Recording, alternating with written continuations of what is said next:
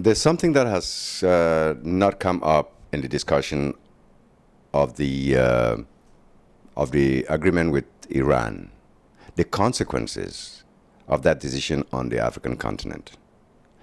And in fact, I believe that the first severe consequences of this agreement will be felt by Africa.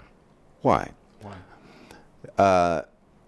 Right now, the Sunni countries are deciding on having a Sunni bomb because they know that the United States has paved the way for a Shiite bomb in Iran. And what is going to happen is that this bomb, this Sunni bomb, is going to be based, the development of this bomb would be based in Egypt, because Egypt has the technological and manpower structures to start a nuclear program. Besides being a non-oil producing country, Egypt has a legitimate claim to the right to have a nuclear program because of its energy deficiencies. There is no country in the world that would have any reason to deny Egypt a nuclear program. Now, this will be sponsored by Saudi Arabia and the other Sunni countries. But what is the consequences? What will be the consequences for Africa? Presently, Egypt is in conflict with 7 African countries as to the use of the waters of the Nile. These countries include, among others, Kenya, Ethiopia, and with a nuclear program in Egypt, these countries will see themselves threatened, which means they will want to have their own nuclear program.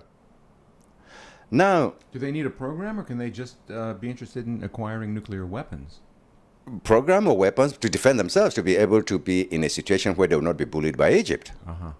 Now, the next thing is Nigeria would want to have its own, because Nigeria has been considering having a nuclear program for the past 20 years. It's not new. With Egypt now with a nuclear program, certainly no country in the world, no institution in the world will be able to argue against Nigeria having a nuclear program. Then you have South Africa, because now it becomes a power situation on the continent, which South Africa, that already gave up its nuclear program, may want to regenerate it just for the reasons of power, for the power play on the continent. Right. Now, what happens when one of those countries falls under the influence of an Islamic regime or of a local terrorist Islamic program? Who tells you that Boko Haram could not take over the Nigerian government? Why do you think... Like Hezbollah's influence in Lebanon. Exactly. Or even Al-Qaeda in the Maghreb. After the destitution of Ben Ali in Tunisia, the Islamists were part of the government in Tunisia. Look at Libya. Had Gaddafi not given up his nuclear weapons and his chemical weapons, what would have happened today that the country has been taken over by terrorist organizations, including ISIS? You have a situation in Africa where a lot of countries with delicate political institutions lay their hands on nuclear weapons with the risk that these weapons can fall into the hands of various Islamic movements sponsored mostly by Iran.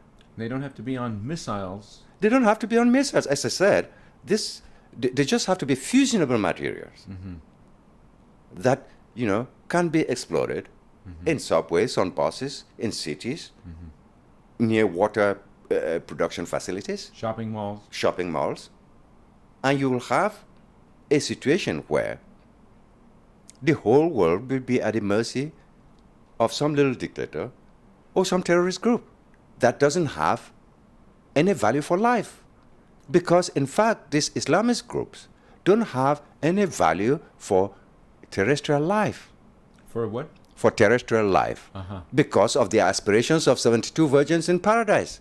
To them, that is the ultimate. So life on the earth here has no value to them. They don't have value for earthly life. It's a domino effect, you're saying. If Iran is given this deal... Oh, this is what is going to happen in Africa. I can tell you, within the next 3 to 5 years, you would see how many nuclear programs are being initiated on the African continent. President Obama is now going to Africa at the present time here in the end of July 2015. He's going to Africa. Is he not aware of this? First of all, I would say, for the past 30 years that I've followed American politics, this administration has been the one with the worst African policy. It has gained no respect in Africa, despite the African sense of solidarity with Obama as a person of African descent. In reality, in the politics, in the policies of this administration, Bush has turned out to have been a far better president for Africa. George W. Bush. George W. Bush. He started impressing on African countries and imposing on many African countries to be diligent with the use of money, public accountability, in the fight against corruption. It was Bush who initiated this, and it has been beneficial to many countries. Bush was the one who was so instrumental in the AIDS program assistance that has eventually resulted in the saving of lives, in the reduction of AIDS in Africa. So, in fact, but when you compare Bush, the Bush years, to the Obama years, what has been Obama's achievement in Africa when it comes to Africa policy?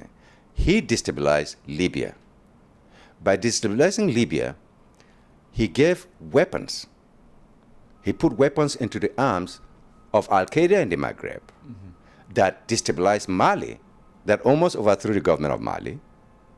He destabilized, he put weapons into the hands of Islamists who completely destroyed the Central African Republic. Many of those arms from the Maghreb, from Libya, entered into the hands of Boko Haram.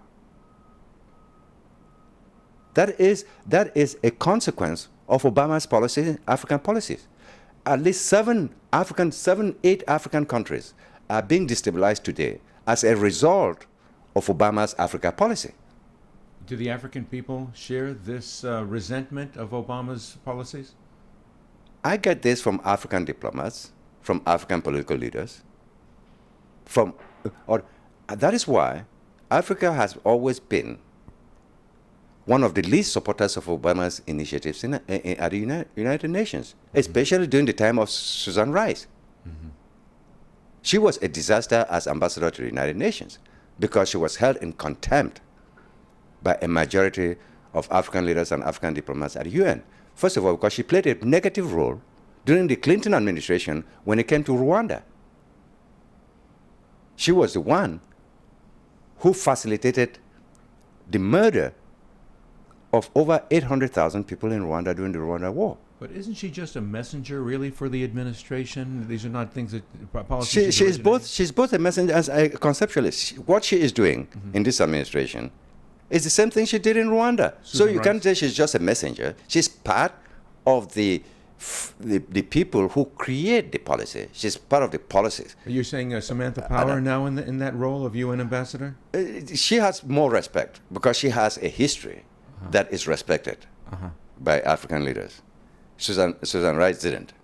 And so, but because she is closer to the president, her influence has been nothing but negative when it comes to American involvement in Africa, in policies involving Africa, as I told you.